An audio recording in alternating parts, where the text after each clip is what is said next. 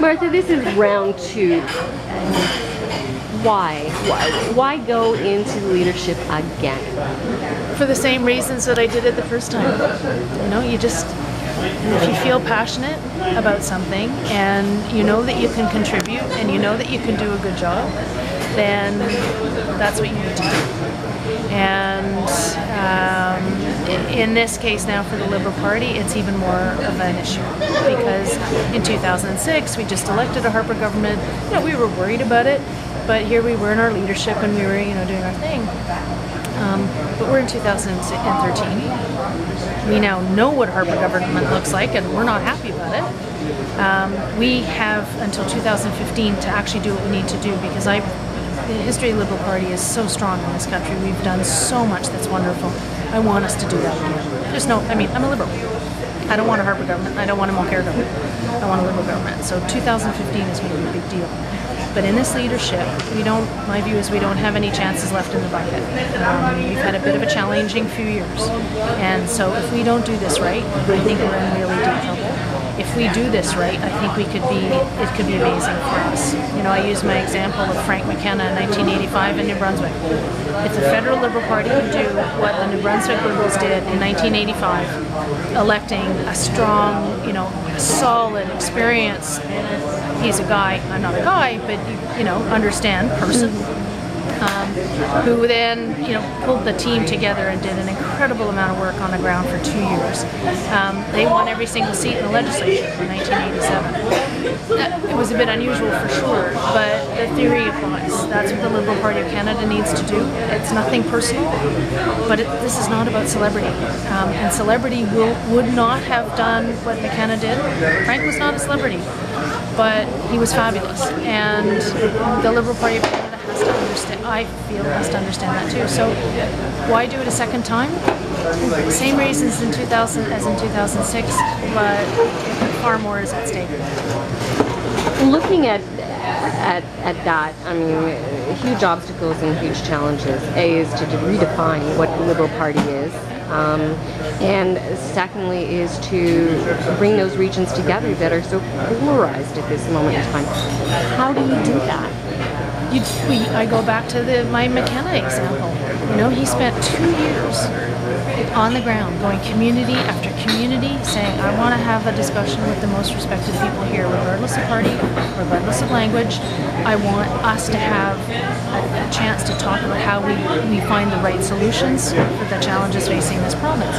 That's what we do. It wasn't a listening tour, don't get me wrong. This was absolutely focused on how do we get the right things done.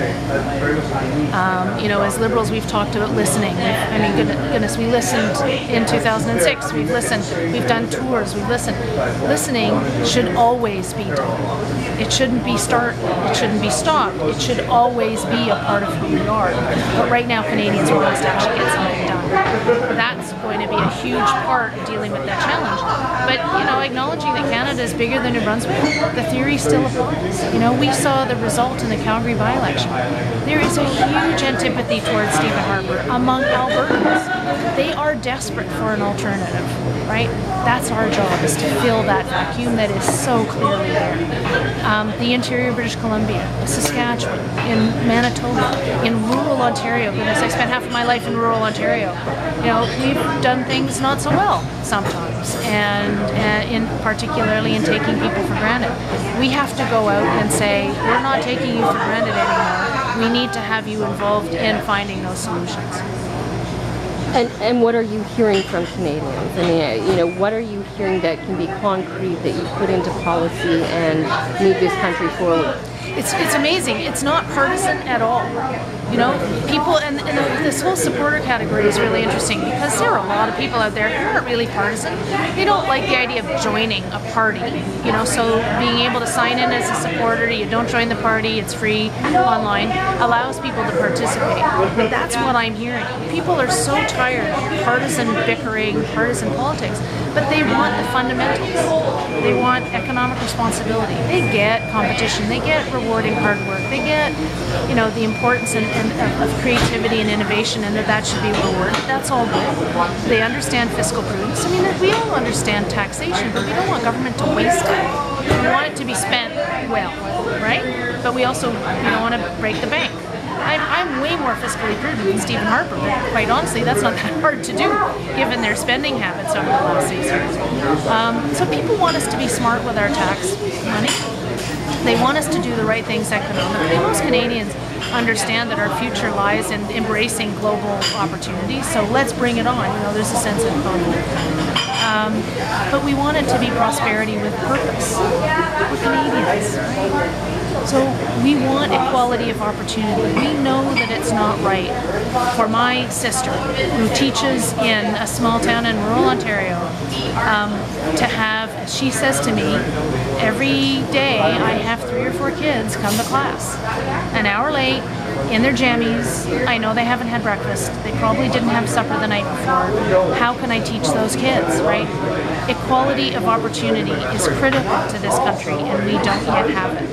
Universal daycare, affordable housing. These are all things that are also really important to people, and they understand that not doing that costs society not just money, but our future success. So it's a combination of things. It's not enough to say we're centrist. It's not enough to say we're progressive. What people want is economic smarts, that kind of experience to say, yes, I get it. I want more business orientation. There's nothing wrong with that. We want people to know how to deal with money and economics. We want people with compassion. We want those right things that we know are right from a social justice perspective. That's what they're saying.